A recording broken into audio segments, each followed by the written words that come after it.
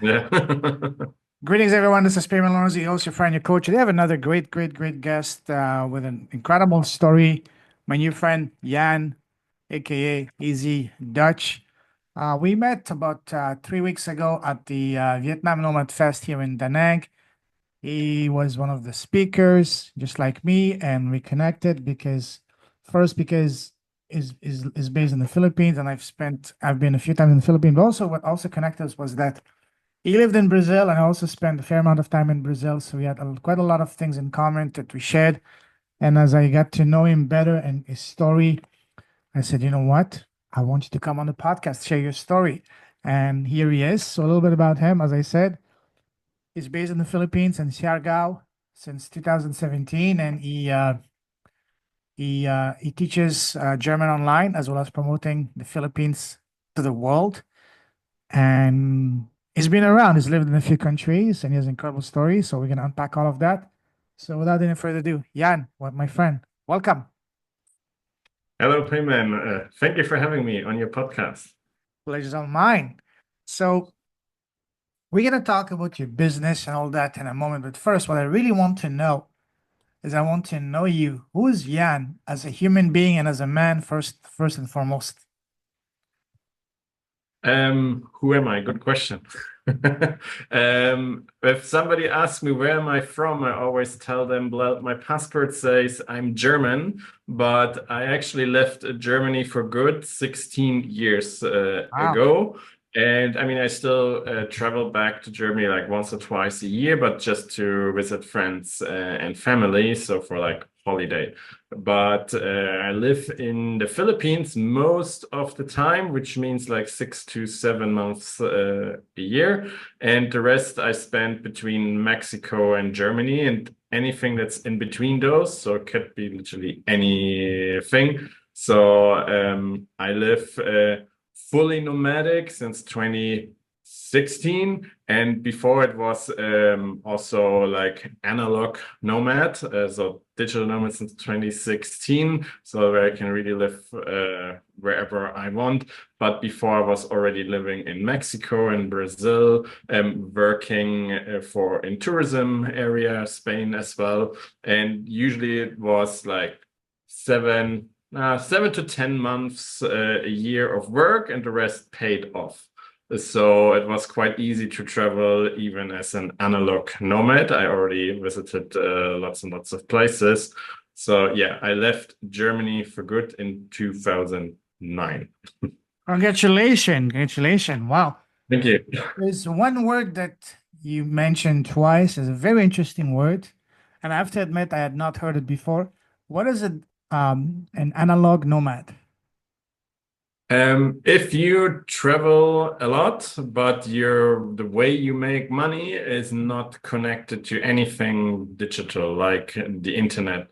So, for example, if you're traveling a lot for work because your company sends you to those places to attend business meetings or whatever, I would call this an analog nomad Mm. because it's just like your job requires it for you to go to different places, but your job is still entirely analog because you have to talk physically to, or you have to go physically to a place to do a certain task, which requires you to be there because if you have to attend a business meeting in Tokyo and they don't do online stuff, you have to be physically in Tokyo. But if you could do that same meeting from Sao Paulo as well, and no matter where the other people are, then that's not really analog anymore. But that's why before my company sent me to Spain and to Mexico before, and that's why I was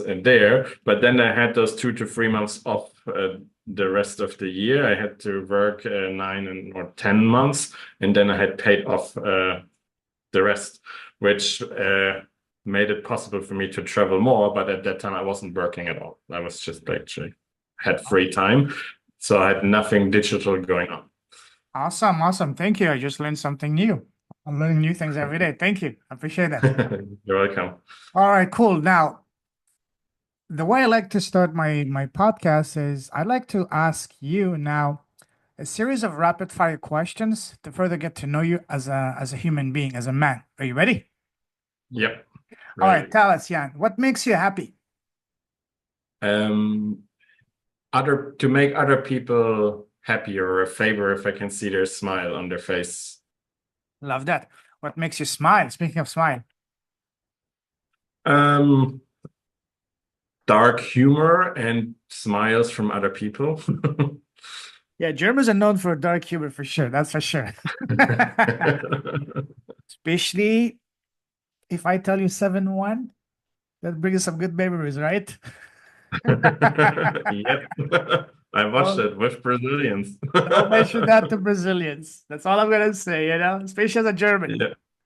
Yeah, I was the only German in Brazil watching it with, I don't know, maybe 50 Brazilians. Cool, cool, cool. Awesome. Now, let's take the happiness factors a couple of notches higher. What makes your heart sing? What sets your soul on fire? Um, sets my soul on fire. Like in In a good, positive way that gets you going in the I moment. think, yeah, I was about to ask in a good positive way. In a good positive way is if I can see that people that do not come from the easiest circumstances actually make it, that they achieve their goals, their dreams. I really also try to support this with with Nomads in Paradise, what I'm doing in the Philippines now, to actually give Filipinos who often don't come from the easiest start in life to give them a platform to grow, to connect, to meet people. And if I can see that people that are not born in the golden bucket also actually achieve their dreams in life, because if you just look at the passport, it's so much easier for you, for me to travel anywhere in the world, while my girlfriend, it's a trouble to get a visa for anywhere outside Southeast Asia. And that's the reason why she cannot come to Europe this summer, because German authorities were lazy and it took them 4 months to issue a paper until it was too late. So yeah, that alone is a big disadvantage, and that's just the most obvious one. Absolutely, absolutely. Now, on the other side of the spectrum, and you kind of alluded to that, what makes you sad and angry? If I see that people get mistreated, or if like bullies get their way just because they were assholes. For example, I don't want to mention the biggest bully at the moment on earth, but this kind of makes me sad, the way if people just try to profit or just rip off other people for no reason, other than either having a laugh or having their own profit from somebody who already has a lot less. That usually makes me sad and angry. Like if people, like I can always have white people in the Philippines or wherever, in any poor country, try to rip off the locals or try to negotiate them down to the bare minimum, while they just spent $5 on a coffee, and now they're trying to negotiate their chicken with rice from €1 down to 50 cent, just because the local would pay 50 cent.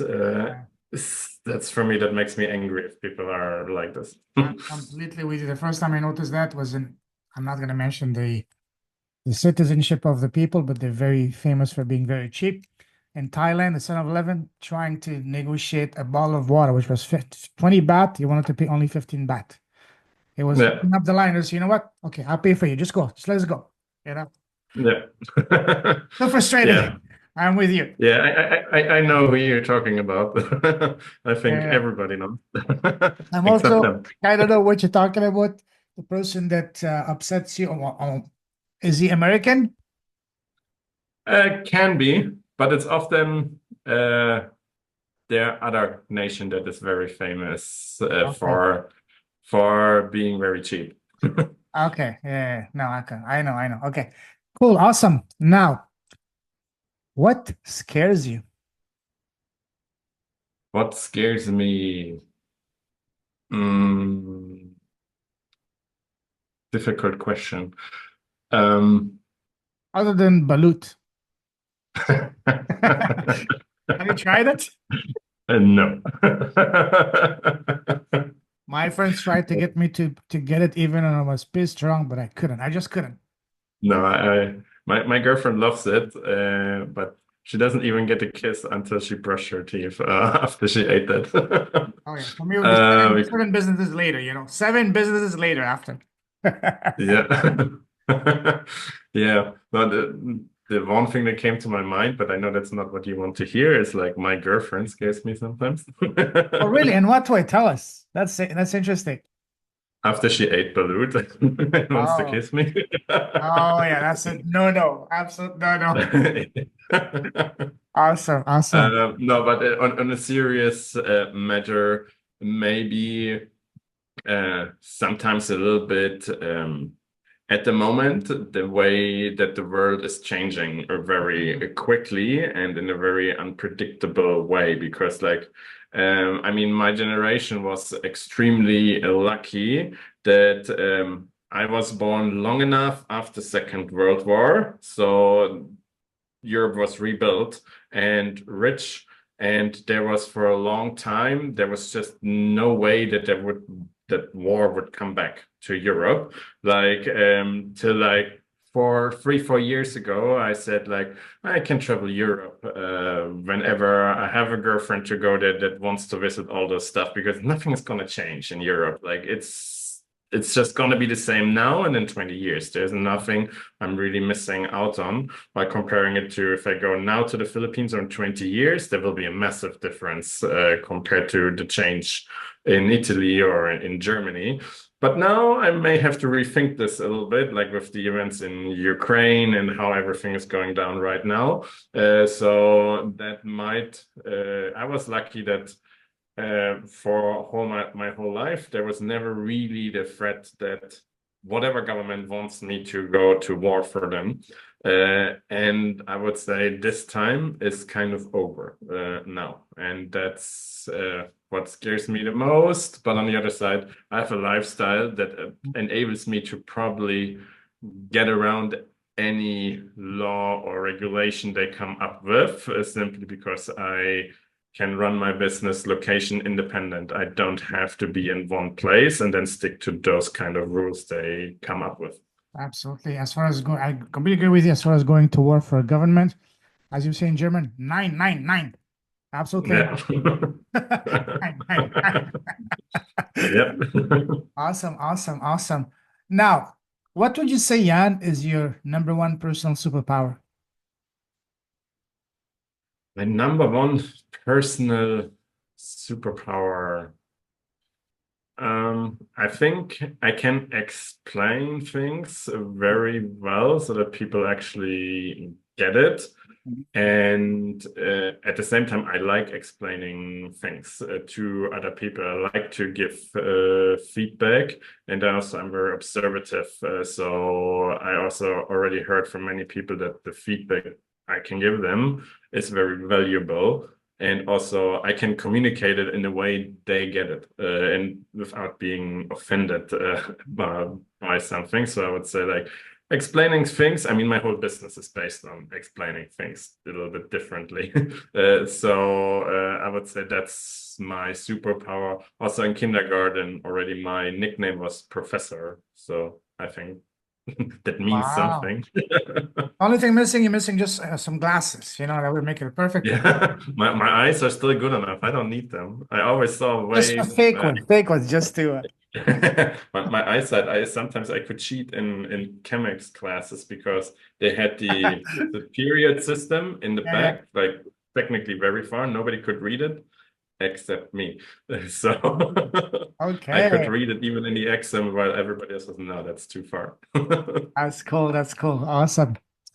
Now, what is one thing that you did not value before that now you're valuing more and more? Defined before. Before meaning, let's say when you were younger, you know, 10, So 20 like 18. years. Yeah, yeah, yeah. Yeah. Um, Probably the value of a functional family. I Mm, mean, I always knew that I have one, but it was kind of a given. I mean, growing up in Germany, it's not 100% guarantee that you have a functional family, but your chances are just like a lot higher compared to growing up in the Philippines or in Mexico, in Brazil, because I know like my ex-wife has a super dysfunctional family. My girlfriend has a to some extent dysfunctional family as well. There it's more the problem is rather the obviously the lack of money and the size of the family. And sometimes the smaller family is just better for the commitment to the family compared to a massive family. When I was younger, I was thought like, whoa, the families in Latin America or in Asia where you have like five, six brothers, that's amazing. Because yeah, if you don't get along well with one, then you just don't care. You have still have four others. But now I would say that's rather a bad thing because people just care way less to make it work. Because yes, you can pick your own friends, but you can't pick your family. And at the end, if you have a functional family, you always have a place to go back to if shit goes really south. And if your family is not functional, you don't have this place. They may say, give you a present for your birthday, or rather ask you for something if you, whenever you travel, or bring me something, and then you have massive spending just because, oh, you have to bring stuff, souvenirs for six siblings, not just for one. And but also, if you only have one brother, my motivation, also my brother's motivation, to actually make it work and if necessary just not talk about certain topics where we absolutely not agree on anything with each other, that motivation is so much higher and therefore the support and the trust in those people is much higher compared to what I'm seeing with my ex-wife's family, my girlfriend's family, and generally just with people I'm talking to. If I see they have a massive big family, the support within the family is actually way lower compared to having a small family like my family. I agree with you. I agree completely. When you have a nuclear family, people are much more tighter, much more closer, Yeah, and then they stand for each other opposed to the entire village. yeah, It's yeah. yeah.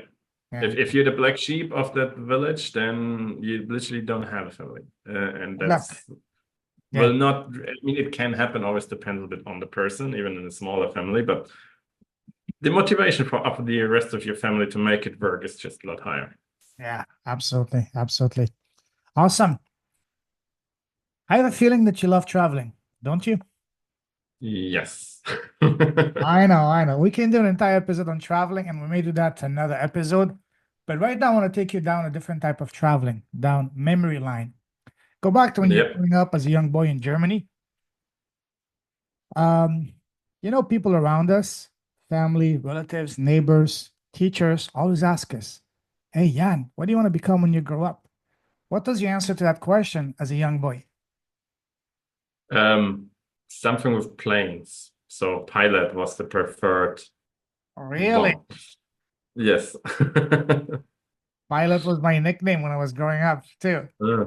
Okay. Cool, cool, Yeah. cool. So, why pilot? Did you have someone in your family that was a pilot? They were just fascinated by planes. No, it was about the planes. It Okay. was about the traveling and the planes as a like even I'm not sure how old I was, but my parents always tell the story that I always knew all the car brands and the car models. So I when we were driving on the Autobahn, I could tell them like already Oh, from 100 to 200 meters away. Okay, that's Volkswagen, that's a BMW, and then also what kind of BMW, what Volkswagen, so that stuff that moves you around always fascinated me. And like also when uh, we were children with my brother, my parents always traveled with us twice a year. once per with the car and once with the plane. And like the planes always, I mean, that's where I got my travel bug, I guess, but the planes were always the most fascinating thing. Right. So that's why it was pilot was just the best paid one, I guess, and the most prestige one, but it was more about the planes than the Yeah, pilot job. So absolutely. So growing up, what was your relationship with school? Did you love school or did you hate school? um I would say at the beginning, I mean, school was always easy for me, so I literally never studied at home, Oh, and you I were the still passed. professor. You're the professor. That's all. Yeah, I still passed everything with a B in if we speak in American grading system. Yeah, yeah, yeah. And my teachers had always the opinion I would be an A student if I would study at home. My answer is always so. So what's my advantage of being an A student? Yeah. Yeah, Yeah, you can study everything you want. So if I study at home, I can study more. That's my advantage. Hmm. Was yeah, not really. But also, like, I mean, from grade 1 till 4, it was all good and was all super easy for me. But then afterwards, in Germany, you switch schools after grade 4. They separate between people that work on going to university, then you have to do 12 or 13 years of school before that, and the people that plan to not study in a university, then it's just till 10th grade. And I went to, because everything was so easy for me, my teachers recommended to go to the one that is actually preparing to study in a university. yeah. And I mean, as a 10-year-old, I had no clue what to do anyway. So I just did whatever they recommended. But after a while, it was very clear I don't really want to study, but I'm acing it anyway without studying. But I also kind of got bullied. Maybe that because it was so easy for me was one of the things, but I also was like rather the shy guy, which makes you an Mhm. easy target Yeah, for the bullies. But I think that kind of created this feeling in me if I see somebody getting bullied, that I kind of need to do something about it. I always see that I have to kind of help people if I see they're being bullied, not necessarily by a person, but even in life. We are sometimes life bullies people, mhm. and I want to help those people. And I think that's also why I'm so in love with the Philippines, because the people are amazing, but simply they get sometimes bullied in life for being Filipinos. When it comes to the perception of the Philippines as a country, as not being safe, whatever, which is not true at all in my experience, and just some other stuff that some people take advantage of their kindness and their openness and talking to other people. And yeah, that's why I hated school in between when I was bullied. But the last 2 years where we had to switch school again because the school I was going to shut down, Wow. then I was mixed with people from the other classes. So the bullying kind of stopped because then I actually found good friends. So that last 2 years kind of made up for it again. And from those last 2 years, I still have like two of my best friends that I met in those last 2 years of school. Beautiful. So yeah, that's Beautiful. Yeah, it's the way the students you meet can completely change your perspective, your experience. You said completely from going from hated because we're bullied to much more happier because you had some friend. Absolutely. I can relate to some of yeah. that. Yes.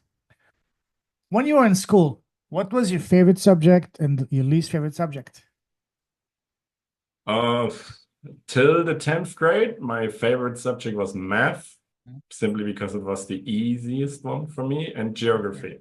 Geography literally stayed till the end because I mean it's travel connected, right? So Yeah, I could name them every capital, whatever, on the map without even yeah. thinking about it. So that was always the easiest. Math was also easy for me. And in 11th and 12th grade, when you have to start using the calculator, because it's just not possible to do it up here anymore, unless your brain works a little different, which mine doesn't. And then yeah, that's when I started hating it as well, because it just when it wasn't logical anymore, when I just could not get when there was some stuff. Yeah, it's like this. It's counter logical. The word, but that's what it is, because the math says that's correct, not because it makes sense, and that's when it stopped being fun for me. But like I would say geography and maybe history, but history got boring in Germany because you have like out of 12 years of school, you have 6 years Second World War, so Oh, really? that Wow. Okay. yeah, that got a little boring. So that's Sure. why geography. If I have to pick one, geography. I'm with you. I love geography as well. For me, what helped me with geography was I love football. Football allowed me to know all the every time I see a team, I knew where they were located. Oh, Yeah, because of the geography and because of football, especially European Cups. Even the smallest team, I knew where they were located because of football. yeah, So yeah. awesome, awesome. So you mentioned that you were shy because you were bullied, but once the bullying stopped, were you still shy or?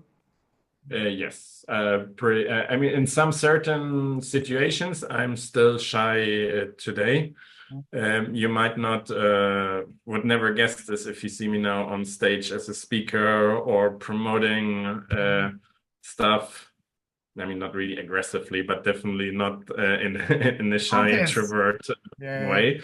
But yeah, like for example, I hate calling people, or especially hotlines. Like if you, for example, you have to call your credit card company because Oh, there's a charge on it for whatever you didn't do. And you usually, especially the US cards, you have to call them. They always want you to call them for every fucking tiny little thing. You should be able to do this on their website or in your account, but no, you have to call them.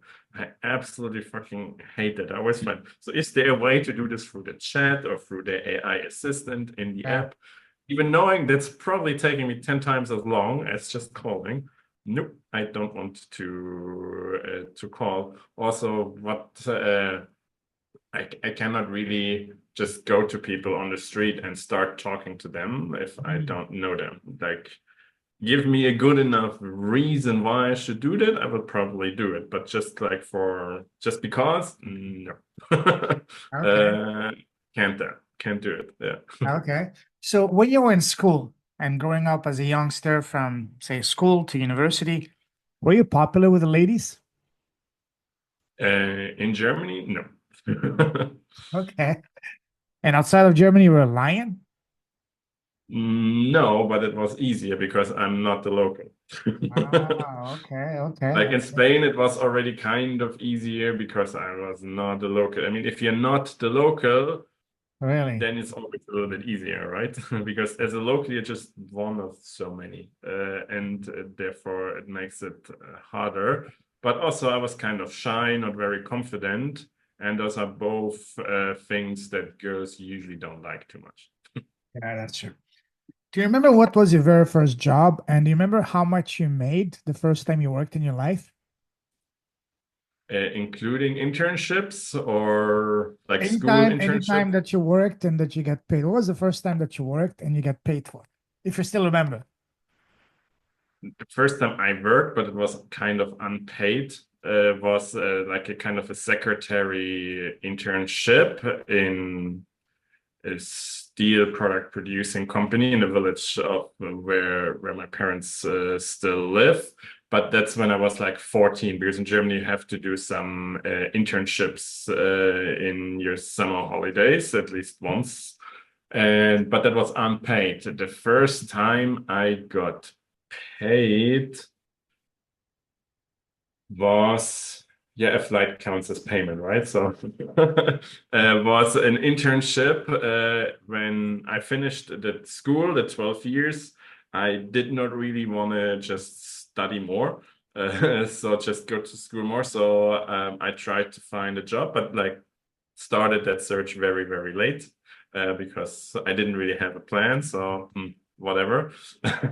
So I ended up doing like a 2 year educational training, which was kind of a school again, in tourism, but it also included, I think it was 4 months, 4 months. 4 or 5 months of internship that you could do in anything tourism related. So you can go to a local travel agency or a local hotel. I think even restaurant would have kind of worked.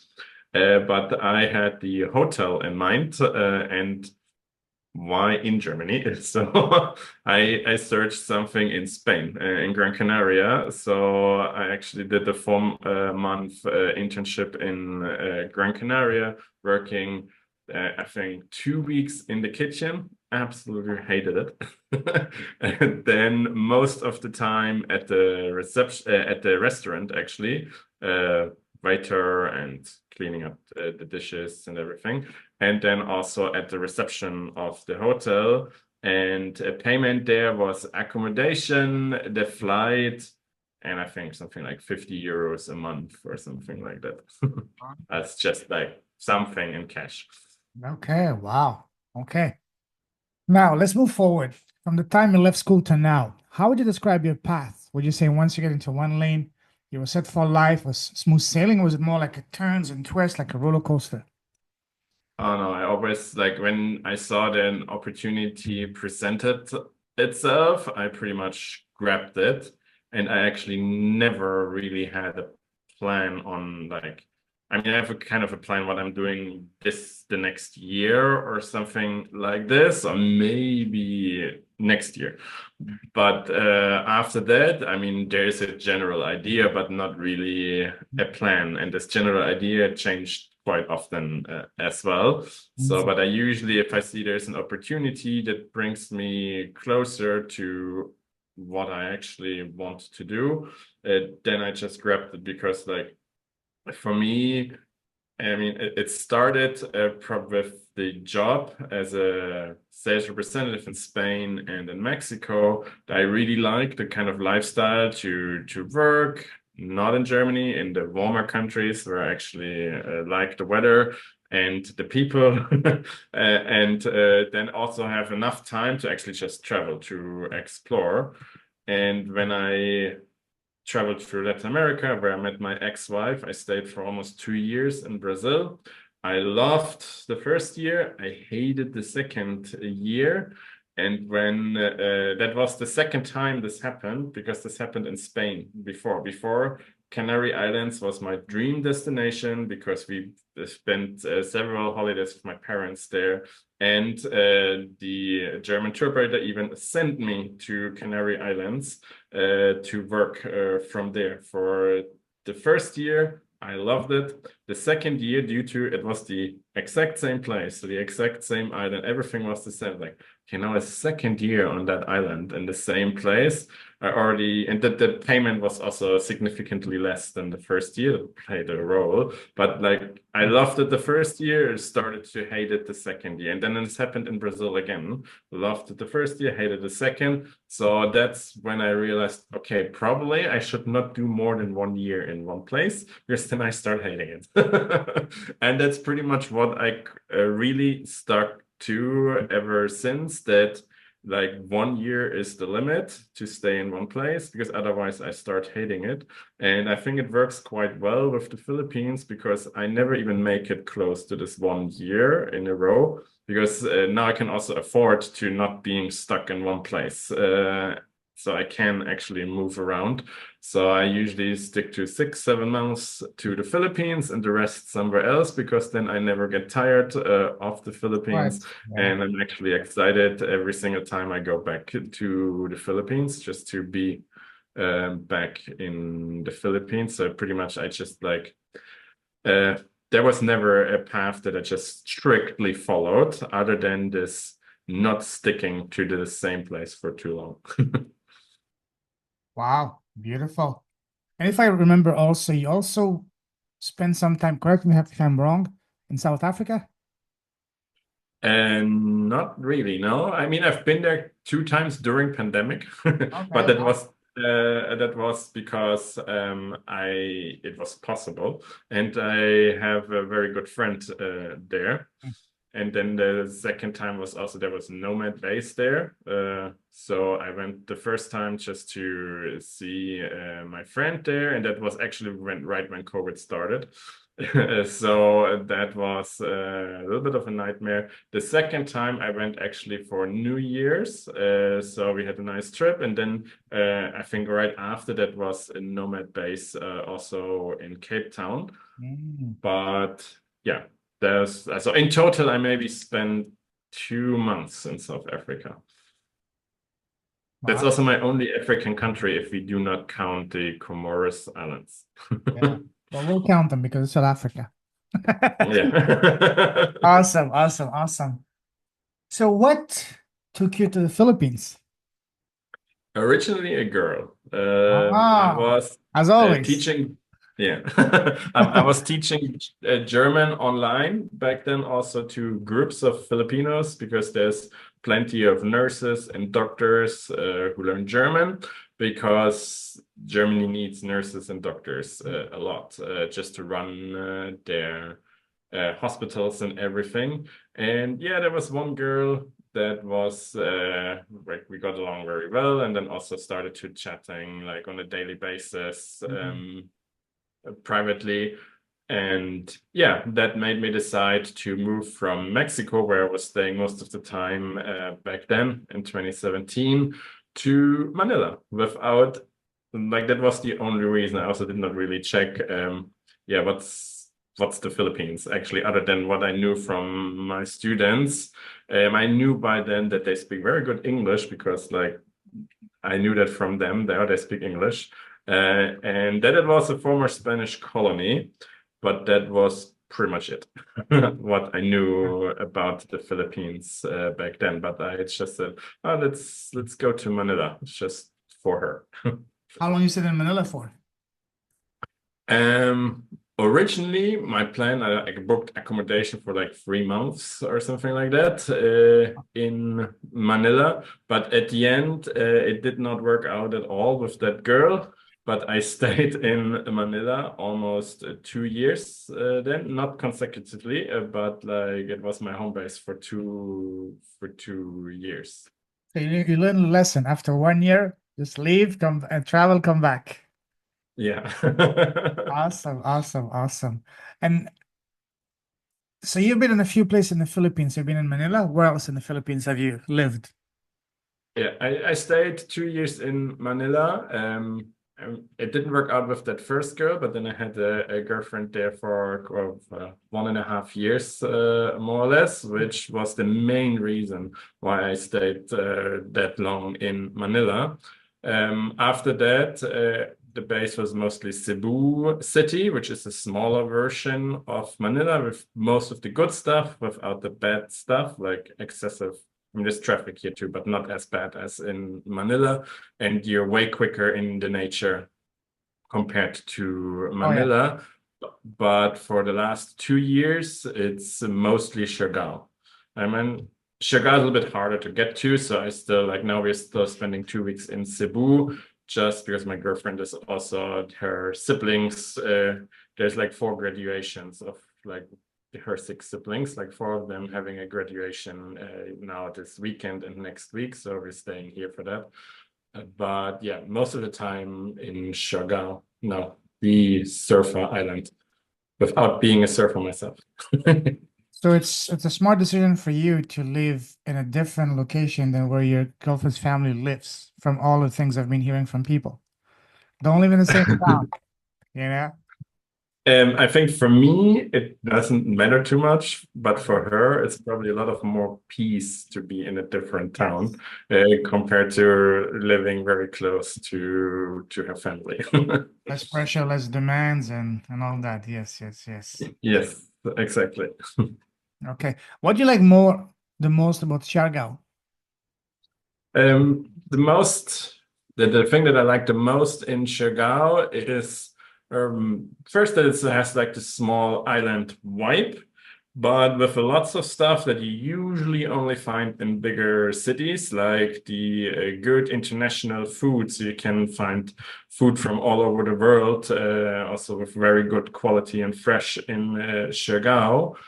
because it's a small island and there's fish, and it doesn't have to be brought from so far away or have to be frozen. So the fish that you eat there is just the fish is probably was in the water a couple of hours earlier, so it's super fresh food. And even the stuff that doesn't grow on the island, there is one of the bigger cities, I'm not sure, fifth or sixth biggest in the Philippines, is like a 2 or 3 hour ferry ride away from Siargao. So everything can be imported or brought to the island relatively easy from that city. So that gives you all the culinary experience that you often only get in bigger cities, but you also have a very good community. So because Siargao is the place to be for Filipino rich and famous at the moment. So Really? you can Okay. actually have a beer or in a bar. And I mean, I don't know them, but my girlfriend often told me that this is a famous actor in the Philippines. They're just in the same bar as you, and like probably is some security somewhere, but it blends in, and they're there with their friends, or sometimes you Wow. see the son of the president just in the bar. And there's lots of business owners that have their main business somewhere in the Philippines, Manila, Cebu, but then have their side business, their lifestyle business in Siargao, and they often spend a lot of time in Siargao. So it's very easy to network and connect, even to very high up in the Philippines, which I found like a lot harder anywhere else in the world. And Manila, you can also do this, but then you're in Manila. Yeah. So Siargao is the way a better thing, also for networking.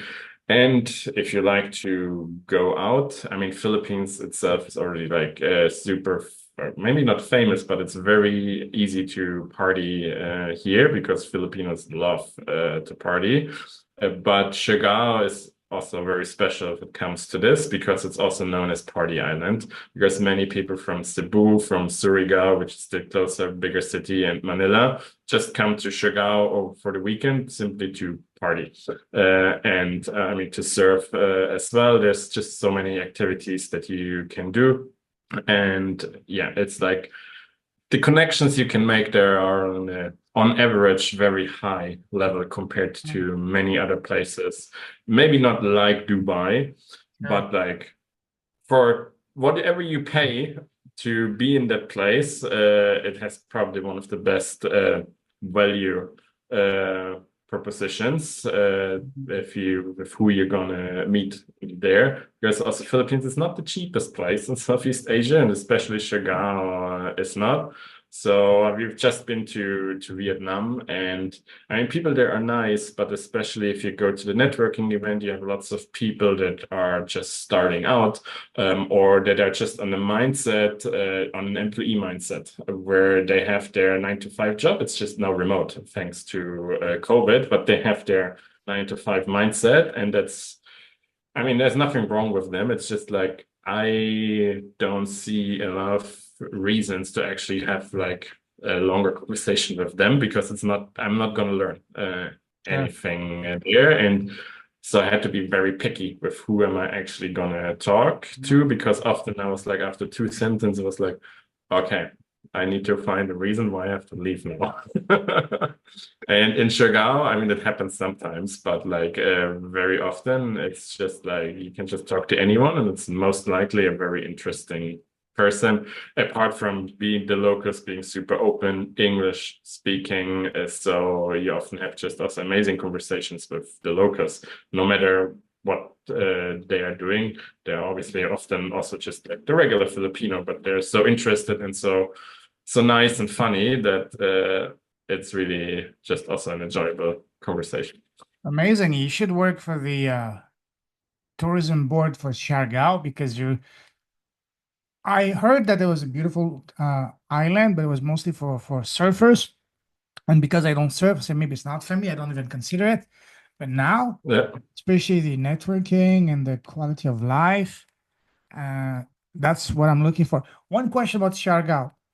Is it protected in terms of, sorry, is it affected by all the typhoons you have in the Philippines, or is it not really affected? Yeah. Yes, it's like one of the places that's most prone to be hit by one because it's at the Pacific coast.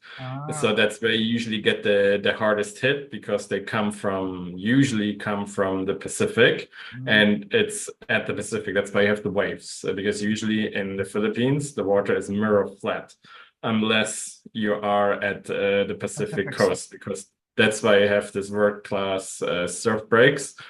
But especially from like December to February, you have pretty high chances that a typhoon hits. I mean, typhoon is just the Asian version of a hurricane, and it's not that if there is one that everything gets destroyed. If it's a category 1 or 2, yeah, it's gonna rain a lot, and it's gonna be windy, but that's about it.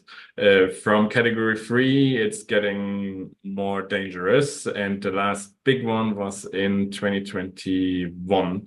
That pretty much flattened the island, to be true. But it was also the fastest recovered place on Earth after Wow. catastrophe that was considered like devastating. And that's when the Filipino government actually realized it's good to have like a nomad or a foreign community on an island, because that was the reason why Siargao recovered so quickly, because all those surfers, but also the nomads that lived there, actually shared with the rest of the world, hey, Siargao got flattened. Can you help us to rebuild? Can you donate? And if it's just for food and whatever, to run a charity donation runs. So Siargao got so much donations that they were not 100% back, but like after 6 months, they opened back up for tourism. And after it happened, they were thinking like it may take 2 years to have like recovered and being able to be on a similar capacity like before the storm hit. And they had the energy, like the power restored in 2 months. In parts of Cebu City, which was not hit as hard, it took 3 months. And that's Cebu Wow. City. So Siargao was quicker than the second largest city in the Philippines in recovery, which is when the Philippines said, okay, we want more nomads on other islands as well. That's why they're also pushing the nomad thing. They want to do a nomad visa, but they're also supporting us with the Nomads in Paradise in Siargao. And especially also they make it easy to run it. Like in Vietnam, the guys had like the government make it literally hard for them to run it. But in the Philippines, it's the opposite thing, because also Philippines wants to have more tourists, wants to have more people that spend their money. Also, one thing that most people don't know, in Thailand, in Vietnam, in Bali, people have lots of problems with visa runs. So that you always just get the 30 days, the 60 days, or maybe if you're lucky, 90 days to stay in a country. And then you either have to leave entirely or have to at least go to Singapore or wherever just to fly out and fly in, or give your passport to somebody who runs into the border and brings it back, which is obviously just half legal. And in the Philippines, the only thing they want to see is that you have money so you can stay. Don't commit a crime and show us money, and then you don't need visa rights. You can stay up to 3 years. You can extend to 3 years. And yeah, that's one of the things. Also, territorial tax. Mm, So you do not, in no matter, like usually in all the other countries, when you stay there more than 6 months, that has tax implications. It doesn't in the Philippines, because you do not get taxed on foreign income anyway. So nobody cares how long you stay. And if you pay like Thailand, Vietnam, I assume Bali, Indonesia, they start caring if you stay more than 6 months in the country. So now you suddenly, I mean, they're not super enforcing it, but in theory, you have to file taxes there. Philippines, even if you want to, because you want the paper for, let's say, the German government, it's like, nah, you don't get anything. You will not pay any taxes here. So why do you want to file your taxes here? Like, that's actually even hard to, even if you want to file taxes, it's like, no, why? yeah. So beautiful. That's very interesting to know. So you said the typhoon season is between December to February? That's when you have the highest chances. Technically, there can there can be a low pressure area or like a 1, 2 category can show up literally from September to May. But in theory, but it's changing, with the climate change and everything. Before it was literally December to May to February, but now you have like sometimes already one showing up like in September, or like the last one was just a low pressure in in May, which like brings you a week of rain. But that's about it. Usually the big ones roll in between December and February, but with climate change, you never know. Maybe next year it's different. There was also the rainy and the dry season last year was kind of reversed. Mm, So yeah. you never know. How does the beach compare in Siargao versus, say, Da Nang? It highly depends what you want from the beach. If you want the beach where you have your beach bar and the chairs and everything and your sunbed on the beach, you're probably better off in Da Nang.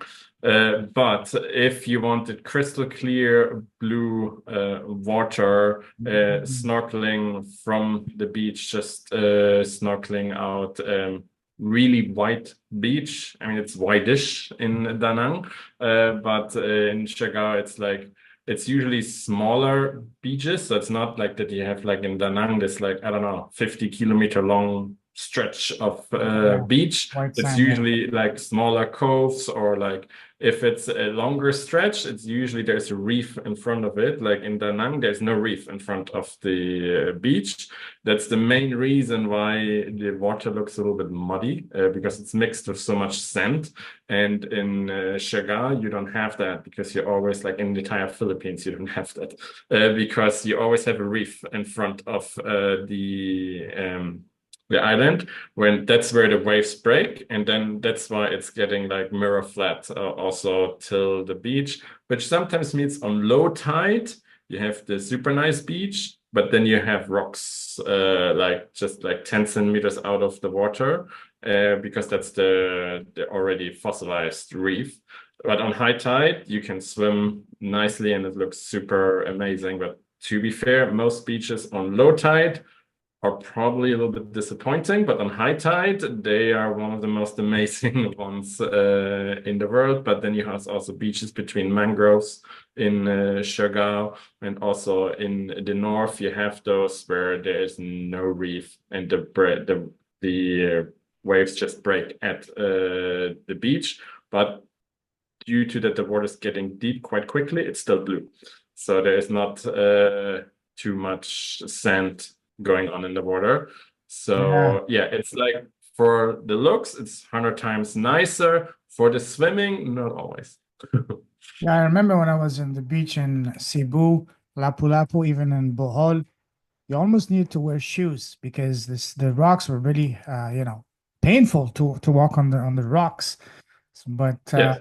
Yeah, my recommendation is go on high tide if it's one of uh, those beaches. I mean, there's some islands where there's like Boracay where you don't yes. have this at all. You will also find those beaches on most islands, but it will be the one beach out of 10 that is like that. How about sharks? Not that I've heard of, but Mm, I lived in Brazil, and usually you have sharks wherever it's an open water. So the only waters without sharks are lakes and rivers, like sweet water, like fresh water. Fresh water has no yeah. sharks. Everything that's saltwater has sharks. But like what I've learned in Brazil is what is important for the safety is if there is a reef, and then how deep is it between the reef and the beach. And if the shark can get stuck between beach and reef, that's when you get the shark attacks. And like you noticed, there is on low tide, there is just no water on top of the reef because so the shark cannot get stuck there. So that's why maybe as a surfer, there might be, but I've not heard of any shark attack in Siargao. Not really paid attention to, but like I think I would most likely have heard if there's a shark attack more often.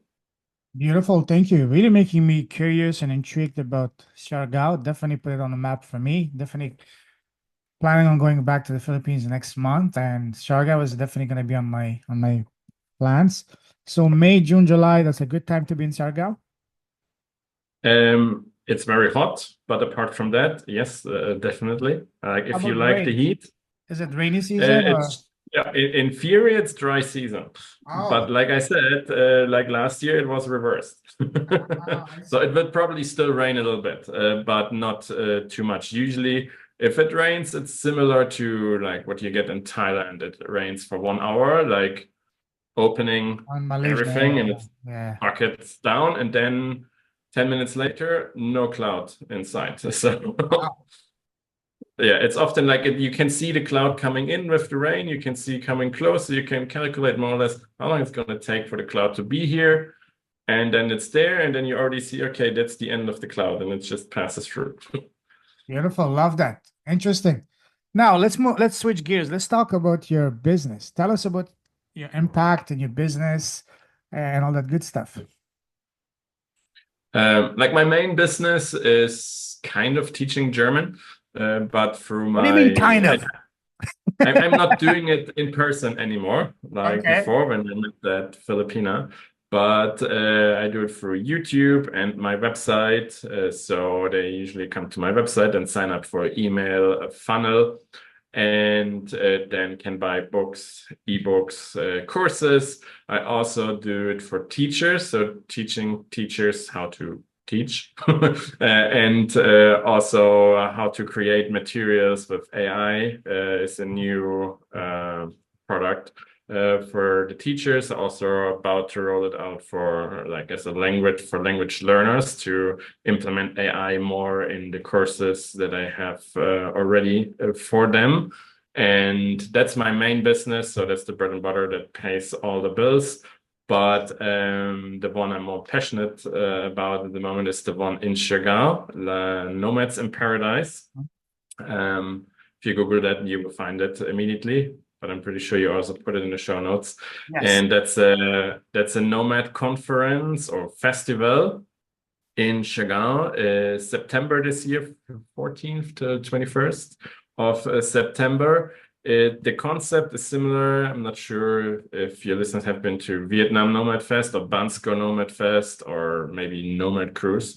That's pretty much the concept of it, that you have like a conference more or less in the morning where people are on stage and have like pretty much tell people how they made it or whatever they're passionate about or whatever they're experts in, like what we did in Vietnam as well as speakers. And then in the afternoon, you have time to either work if you have or want to, or like do some activities like the surfing, like exploring the island and having fun with newfound friends. And the evening is usually networking, casual networking. So literally a nomad event, but also focused on having a lot of fun. So there's island hopping, surfing, networking, exploring the island, beach clubs where we go for playing volleyball. Or last year there was also bachata and Wow. salsa lessons, trivia and all in this group of people with a similar mindset. Mhm. And we're also trying to involve as many Filipinos as possible, because what I noticed in Vietnam, there was barely any Vietnamese person at the Vietnam Nomad Fest. I mean, Yes, that's very true. it was the very first time they did that, which is always like harder. Also, last year we did it the first time. I mean, we had quite a few Filipinos, but definitely less than what we would like to. And this year we're actually aiming for 50% Filipinos having as attendees and speakers at our event. It's easier because they all speak English compared to Yeah. Vietnam, and they really enjoy mingling with the foreigners, which I always had the reception in Vietnam. They don't really, most of them don't really want that.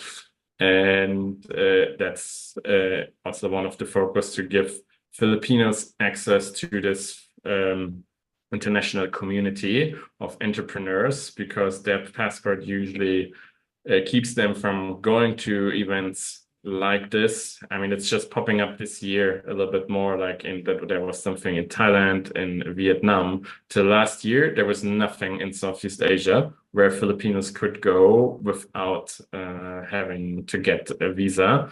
And I think that's changing now a little bit, but it's the easiest for them to actually have an event in the Philippines and that on the island where everybody wants to go anyway.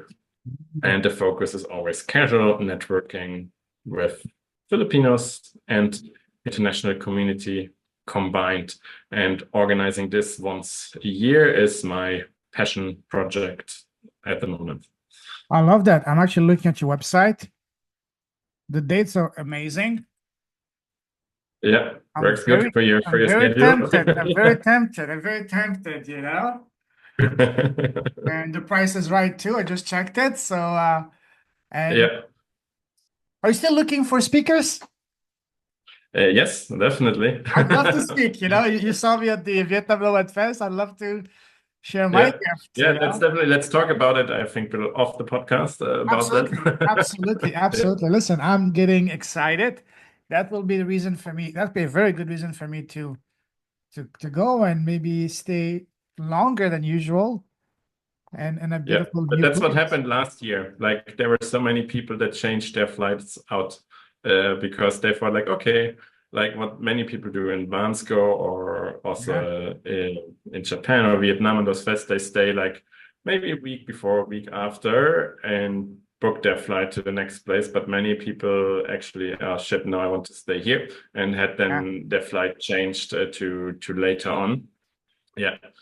That's also called the Siargao, I think, yeah. park or the seas or whatever. Because you usually stay longer than planned. It's like it's a Beautiful. running joke. So you're saying one thing that you mentioned that really intrigued me as well is that you're saying that the local Filipino government is also, in a way, maybe helping you and promote the uh, Nomad in Paradise because that's extra visibility for them, extra revenue, and all that good stuff.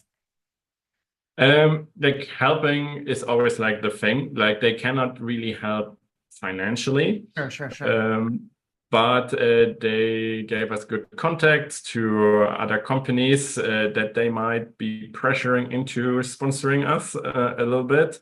But also, like they made things easy. We didn't need like in Vietnam, they needed like 10 different permits for running the thing. There is none of that was required in the Philippines. And we were the only ones that I've ever seen who had an airport banner. So we had at the airport in Siargao, there was a banner for where people arrived, like one of those big ones, what's that like 3 meter high, 5 meter wide, or something like that. Amazing.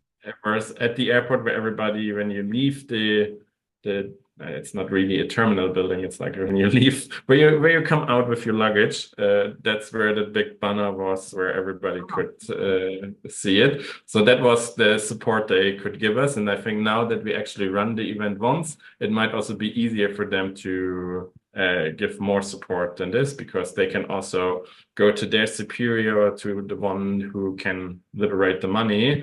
Hey, there is a track record of those guys, and they brought so many people. Like one of the undersecretaries that supports us and this Nomad visa quite a lot.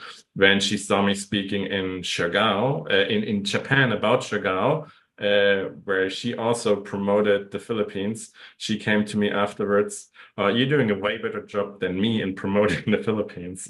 So, That's beautiful. yeah. That's beautiful. Wow. Amazing. You really get me Yeah. pumped up. I'm gonna spend this afternoon searching on YouTube about Siargao. That's amazing. Awesome, awesome, awesome. And this is, you say, the second time you're doing this, second year? Yeah, this is the second year. I mean, my Filipino friend and business partner, I'm doing it with. He did like several smaller events before already that I attended. He Mhm. started during the pandemic with this worst possible timing. But yeah, I was attentive, gave him feedback, and at one point, I was like, or we both were like, hey, let's do this together, but then like properly and on a bigger scale. I mean, he struggles to go to all those events, so he doesn't really have the network I have due to going to all those nomad events. So last year I made it like I went to as many nomad events as possible to promote it, to put that event into people's heads to actually make it happen. Also had the help from Johannes from Nomad Cruise, who sent quite a few people over, which was definitely very helpful. But also, I put the dates of the events perfectly fitting to his cruise to Japan. So I made it easy for him to as well. But yeah, like on that scale, or with me fully involved in the organizing, it's the second year. Beautiful. What's your expectation for this year? What's your goal? The goal is around the same number of people like last year, so around 150. Whereas Wow. this year we will not have the nomad cruise support, so we will not have a cruise ship bringing 300 nomads already to a neighboring country. But I think we had very good feedback from everybody who attended last year. So, and they already spread the word. And in Vietnam, I heard quite a few people thinking about going to Siargao. I will be in Bansko as well. And Bansko is 3 months before our event in Siargao. So I think that's when most people actually decide where to go when Second, in the Damsko, next. that's the one in Bulgaria, right? That's the one in Bulgaria, yes. I keep hearing about it. Okay. Have you been to that Yeah. one? Yes. Two or three times. I've been there Is already, it yeah. worth it? Is it good? Yeah, I mean it's a different setup because it's not at a beach. It's not. It's in Europe. That alone makes it very different compared to Eastern Vietnam Europe, and much different vibe than Western Europe. Yes. yes, but it's in a village that is a beach resort village Ah, in a beach resort. Ski resort, ski resort, ski resort village in winter, which means ah. there's lots and lots of accommodation that is empty in summer. And therefore, I mean, it definitely got more expensive already compared to the last years because now people know, oh, during that Nomad Fest, there's so many people coming in, so they raise the prices a little bit. But there's still, in comparison, it's relatively cheap especially for Europe, to be there, and it's nice. And yeah, there's like a big nomad community actually in Bansko now, even in winter, because it's probably one of the cheapest places on earth, at least in the Western world, to ski. Usually you pay like hundreds of dollars in Europe or the US for per day just to go skiing. If you include hotel and the ski pass. In Bansko in Bulgaria, you don't. And that's why there's even in winter now many people there. And summer in Europe is just nice. You have the hot springs there, which is super nice as well. So you can go hiking, have hot springs, and then the nomad community. Me in person, I couldn't live there like 2 months would probably the limit. Yeah, I know people that stay there most of the time, have this as their base, and it's equally remote to Siargao because it's like a 3 hour bus ride or minivan ride from the capital Sofia, which is the closest airport. So Love that. Okay, awesome. Thank you. Wow. If someone wants to find out what is again the website, I want you to say it. I'm going to share it also on the show yeah, notes. it's nomadsinparadise.com with what's the English name for the dash? A Hyphen. hyphen in between the words. Nomads Yes. hyphen and hyphen paradise. I'll put in the show note. Yes, absolutely. Yes. Awesome. Awesome. Now let's wrap things up and to finish. I'd like to ask you a short series of rapid fire questions. Ready? Yes. Go ahead. What's the best piece of advice you received so far in your life? The best piece of advice is just do it and don't wait until you think you're perfect. Because if you wait until you're perfect, you will never launch anything because you're never perfect. Yes. What's the worst piece of advice you received so far? Um, that working in a 9 to 5 job with social security and whatever is actually giving you any kind of security, because it's actually the most insecure way of living, because you're highly dependent on everyone except yourself to actually keep that state. It can be Yeah, five it can this. be taken away from you in an instance and you can't do anything. Absolutely. Wow. Imagine that you were blessed with a time machine and you can go back in time and sit face to face with an 18-year-old Jan. What's the number one advice you would give to him knowing all that you know now? um, Go to the Philippines earlier. Yeah. Don't get married. Yeah. Uh, Yeah, yeah. definitely go to the Philippines earlier, but I would say also don't be as shy and just do it. What's the worst thing you can happen? What that can happen if you actually just do it instead of just thinking about it, but then never executing because you're too shy to do it. Love that. Love that. Do you have your own podcast? No. Why not? Especially someone like you. Um, I mean, I could probably do it for a new brand, but like for the stuff I'm doing, especially the bread and butter business, it's not a good fit Okay. because it's language learning and podcast is Mm, I don't, there's very few people that do it, and not in the way I would say that actually they are super successful in making money with it a mhm. lot. Because I mean, I could do it if I would actually want to sell my time as a teacher, then I can pretty much probably talk about different topic or grammar or whatever. But I really don't want to do that, so I don't Don't want to blame you. sell my Yeah. time.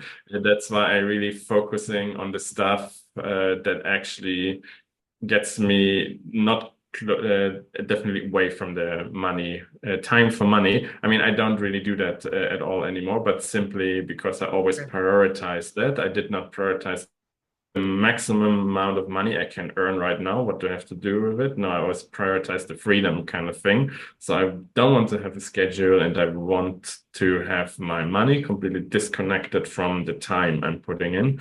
I prefer to put in a lot of time at the beginning, intend to create a system that just runs by its own, that just needs some maintenance or updating once in a while. And I Absolutely.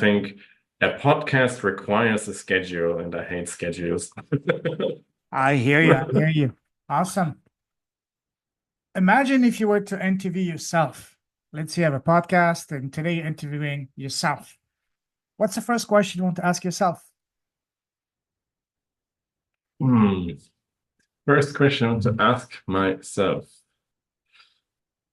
Um, What's the first thing that comes to mind? maybe, maybe what's next? And what's your answer? Um, what's my thought process behind this is like my main business, the bread and butter one, pretty much relied on SEO Mm. traffic. And you've probably heard of AI by now. So, No, and what's that? the Never heard of it.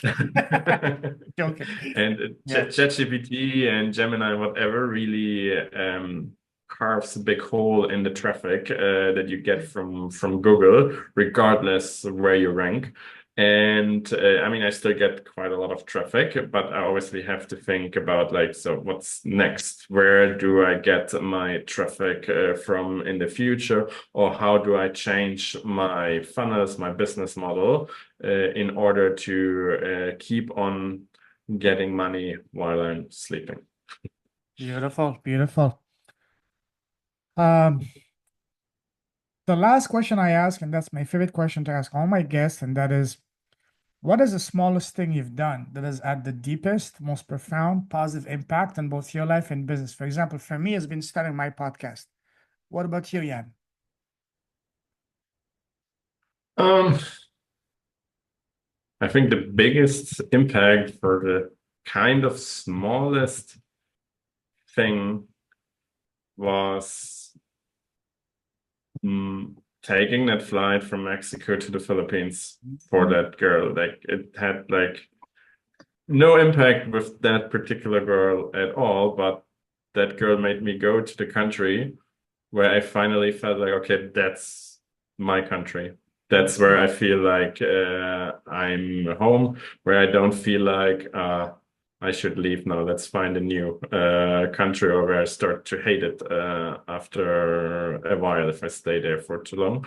So I guess like taking that flight, like there were some red flags with that girl before. And if I would have listened to those red flag or paid attention to them, I would have probably never taken that flight and would have never made it to the Philippines till today. So I was traveling back then already for 9 years, more or less straight, and never finding the place where I think like, okay, that's my place. And then I would say pretty much taking a chance with that girl and just let's go to Manila for 3 months. Let's see what happens.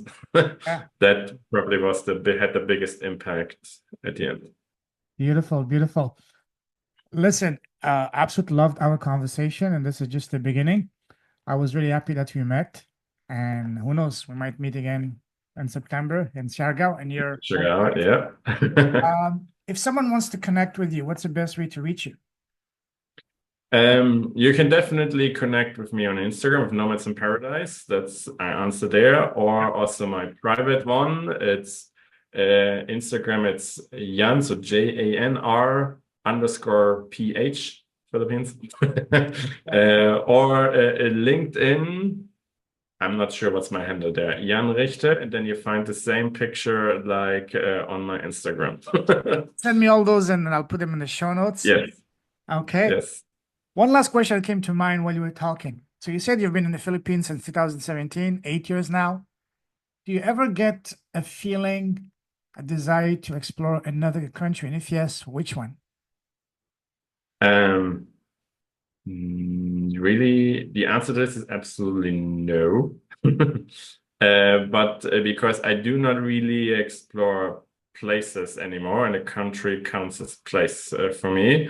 I just travel for people. That's why I go to those nomad events because that's like maybe not my inner circle of friends, but definitely my broader Tribe. circle Yeah. of friends, because I have several people now that I've met already, like in 5, 6, 7 different countries Wow. on those nomad events or something related to it. And that's like if you live like mostly in a nomadic lifestyle, those kind of events give you this circle of friends that you usually have only if you stay to your town, your city for the entire year or your entire life. But yeah, that's why I don't really have the urge to visit any new country. Last year, I did actually 5 new countries, which was like more than like a long, long time. But it was because I was traveling with my parents. Like they wanted to see South America and they don't want to do it alone. And I told them we can do it, but we go to the countries where I haven't been. So we went to exactly those countries where I haven't been, plus Brazil, and we traveled those. And this was also Argentina, Chile, Peru, and Bolivia. So there's actually good countries in South America where I haven't been to. So not just the 3 little ones there up in the north. So yeah, that was new, but it was more like because I was traveling with my parents. And Vietnam this year was new. And I can tell you already that will be the last new one this year. I'll never say never. All right, listen, my friend, absolutely love talking to you. Thank you for sharing your story. And I have a feeling that's just scratching the surface. We'll do more in the future. I salute you. You truly do with heart. Keep shining your light. Keep blessing your world with your presence, your impact, and everything you do. Stay safe, stay awesome. God bless you, and talk to you very soon, brother. Take care. Cheers. Thank you. You're You welcome. too. Stay Bye-bye. safe.